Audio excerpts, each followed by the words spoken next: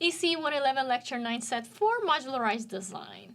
Now we go ahead and talk about if you were building a design in a big team, you need to break down this complete task in smaller modules. And we've seen the instances of this when we have a top-level module and we call this.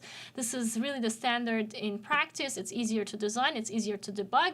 You don't have to design one huge thing before you go to debugging. You could design modularly and then link or call instances of that design into your module. It's also easier to do test benches around each of the submodules, and it's also a good design practice because we could do design and reuse. If you're having the same module multiple times, you don't need to write it multiple times.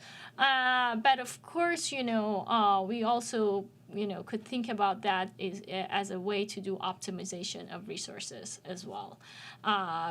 Because you may have that trade-off, as we will be discussing earlier.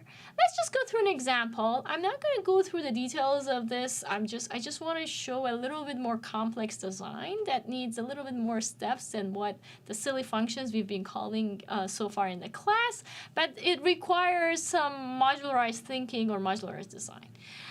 In the most basic case, let's just assume that we're calling the same function twice. In the example here, what we have is we have a r, which is the square root of p, and square root of q. So it makes sense that if you're writing one square root function, we're just using the same function and we call it twice.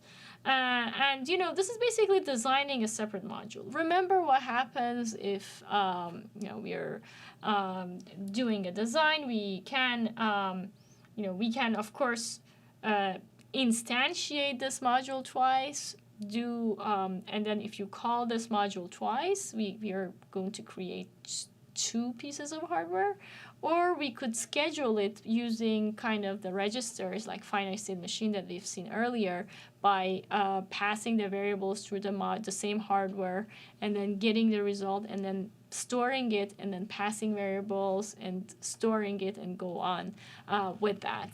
We kind of saw that in the previous lecture where we were designing the control circuitry for arithmetic logic unit.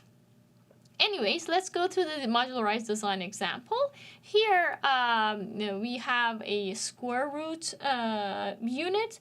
As I mentioned, we're not going to go through the details of the design. We're just going to say, assume that I have a square root module.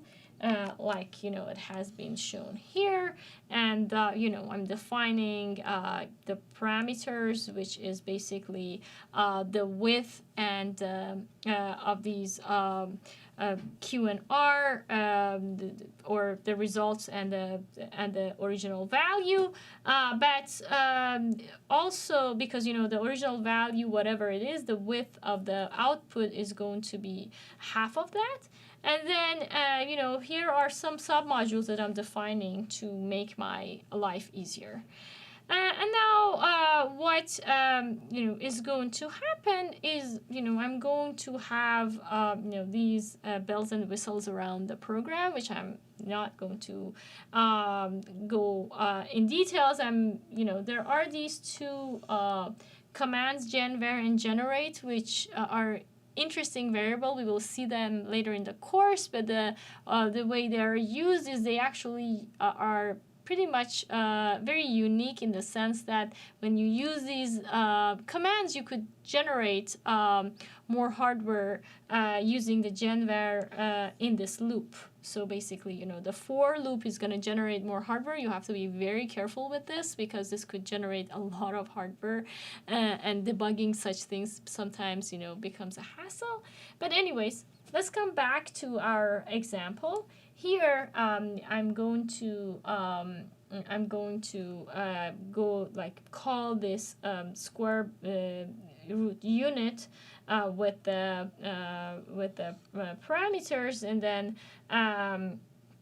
pass the variables to it and use the genvar. So every time I'm calling it, I'm going to generate a square root unit that has different number of bit widths.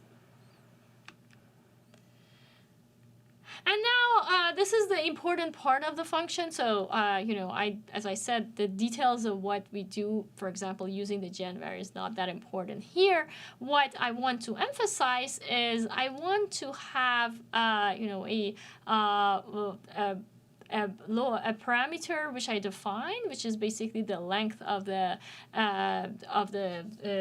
results. And what I'm going to do is I'm going to call that function twice. If I'm calling that square root function twice, remember what we had? We had the r equals square root of p plus square root of q. So here, I'm just going to write it on the slide. R equals square root of p plus square root of q. And what will happen is that, we are going to have r first assigned to the output of the